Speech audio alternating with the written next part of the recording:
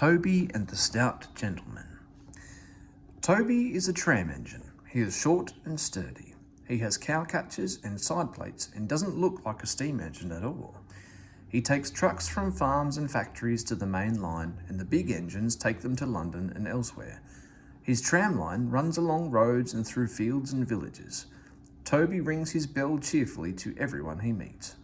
He has a coach called Henrietta, who has seen better days. She complains because she has few passengers. Toby is attached to Henrietta and always takes her with him.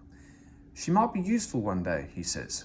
It's not fair at all, grumbles Henrietta as the buses roar past full of passengers.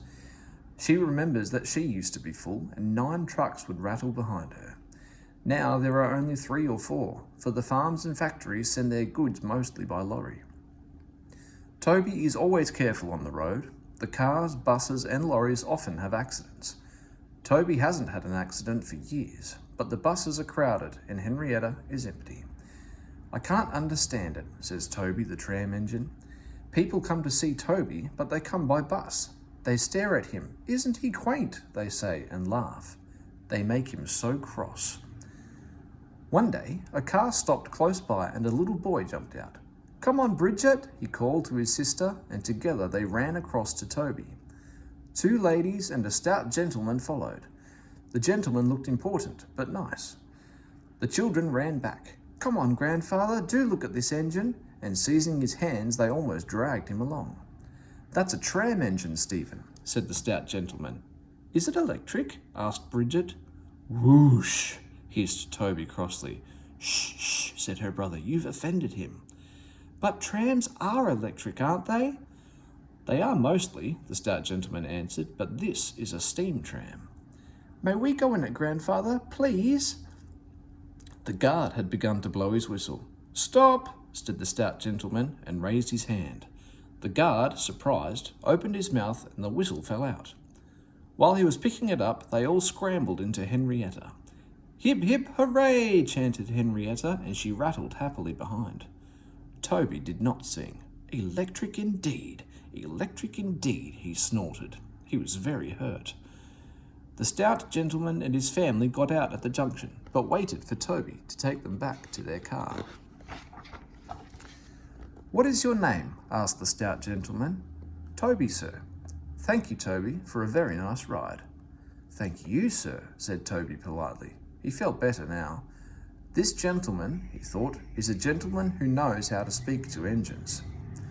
The children came every day for a fortnight. Sometimes they rode with the guard, sometimes in empty trucks, and on the last day of all, the driver invited them into his cab. All were sorry when they had to go away. Stephen and Bridget said thank you to Toby, his driver, his fireman, and the guard. The stout gentleman gave them all a present. "Peep, peep, peep," whistled Toby. "Come again soon." We will," called the children, and they waved till Toby was out of sight. The months passed. Toby had few trucks and fewer passengers. "Our last day, Toby," said his driver sadly one morning. "The manager says we must close tomorrow." That day, Henrietta had more passengers than she could manage. They rode in the trucks and crowded in the brake van, and the guard hadn't enough tickets to go round.